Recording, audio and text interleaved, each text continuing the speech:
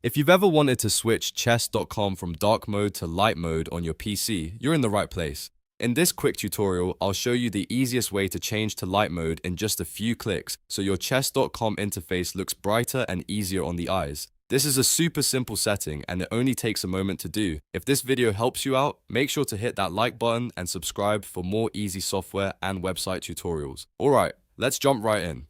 First, go to chess.com on your computer and make sure you're signed into your account. Once you're on the main page, look at the bottom left corner of the screen. That's where the sidebar menu is, and that's also where the display toggle is located. Now find the text that says Dark UI. This is the option that controls whether chess.com is using the darker interface. Go ahead and click on Dark UI.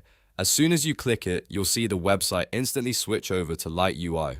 There's no extra menu to open and no complicated settings to dig through. It's a quick toggle, which makes it one of the fastest ways to change the look of chess.com on PC. If you want to switch back later, you can use the exact same spot in the bottom left corner and click the UI option again. That means you can easily move between dark mode and light mode whenever you want, depending on your preference or the lighting around you.